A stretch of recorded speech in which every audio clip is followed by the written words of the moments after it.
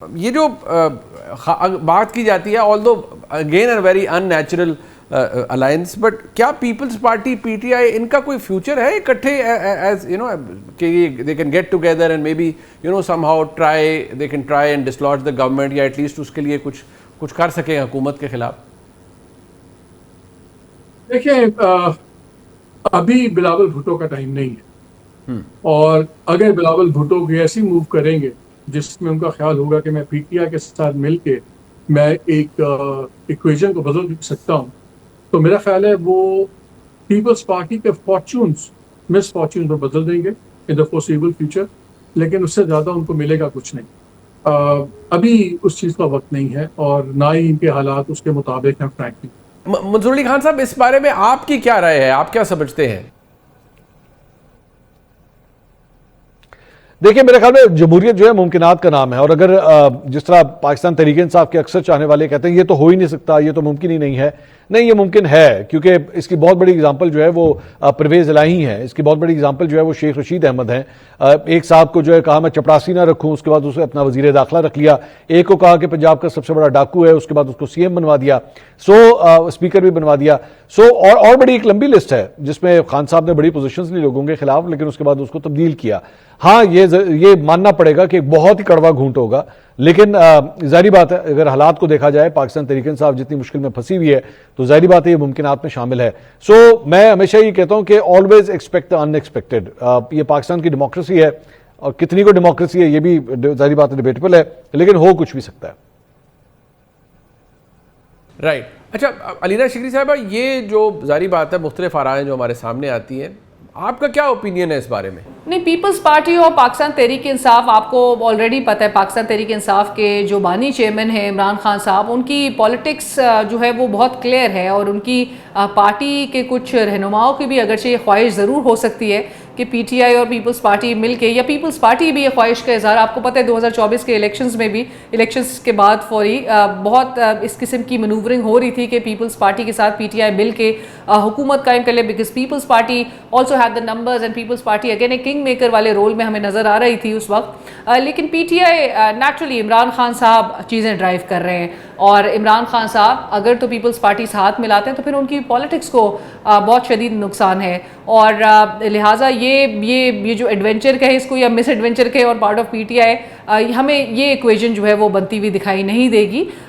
ایک رائے یہ بھی پائی جاتی تھی کہ کیا حکومت اور 28ویں آئینی ترمیم کے ہی تناظر میں اگر تو ممکنہ طور پہ پاکستان تحریک انصاف کے ساتھ کوئی نہ کوئی اپنے معاملات لے کر چلنے کے لیے، یا ان کو جو نمبرز درکار ہے اس کے لیے، کیا پی ٹی آئی کو کچھ گارنٹیز دے سکتی ہے؟ اگرچہ آپ کو یہ بھی پتہ ہے کہ پی ٹی آئی کا جو ایجنڈا ہے وہ بڑا لمبا چوڑا ہے، مذاکرات کے ذریعے کچھ گیو اینڈ ٹیک وغیرہ کی اس پہ کوئی بات ہو سکتی ہے، اس کے لیے بھی بہت مشکل نظر آ رہا ہے، کیونکہ عمران خان صاحب سے اگرچہ ملاقات کا سلسلہ بھی جو ہے وہ چوکٹ ہمیں دکھائی دے رہا ہے، اور دوسری بات یہ کہ جہاں پر پی ٹی آئی کی کچھ قیادت میں سے لوگ جو ہے وہ یہ رائے ضرور رکھتے ہیں، چاہے وہ کمیٹیز میں واپسی کا فیصلہ ہو یا مزاحمت کی سیاست نہ کرنا ہو، اس حوالے سے ان کو جو بار بار ایک شخص باور کرا رہے ہیں، ان کے لیڈر کے وہ تمام جو ڈیسیشنز ہیں یا ڈائریکشنز ہیں، وہ ہیں leader of the opposition in national assembly Ashraf صاحب، جو کہ پاکستان تحریک انصاف کی جو قیادت ہے ان کو بار بار وہ یاد دلا رہے ہیں کہ آپ کے لیڈر کی جو ڈائریکشنز ہیں اس کے اوپر آپ اس موقف پہ ہی آپ قائم رہے، اور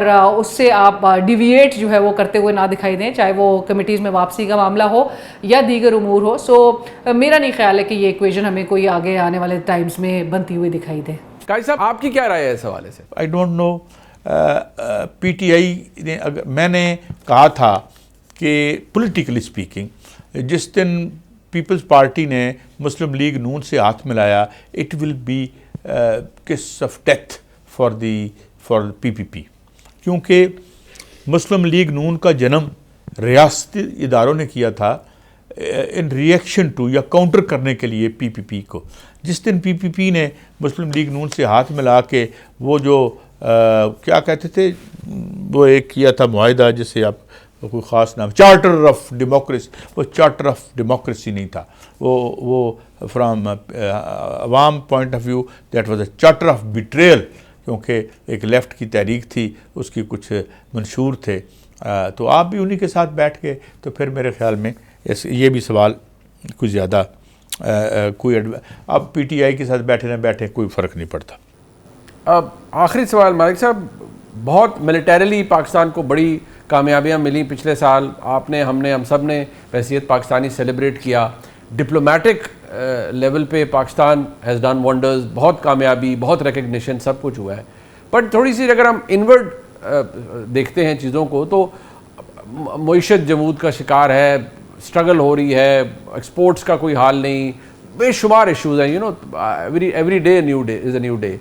تو آپ کے نزدیک یہ کتنا بڑا پرابلم ہے؟ لوگوں کو ریلیف نہیں ہے. The government is in third year, they are very well in their third year, اور ابھی بھی کوئی اس طرح کا ریلیف نہیں ہے لوگوں کے لیے. Is it hurting the government capital, وہ بلیڈ کر رہی ہے, یا جو اس طرح کی حکومت ہوتی ہے یا جو طاقت کے حساب سے چلتی ہے اس کو فرق نہیں پڑتا کہ اس کا پولیٹیکل کیپٹل بلیڈ ہو رہا ہے یا نہیں ہو رہا؟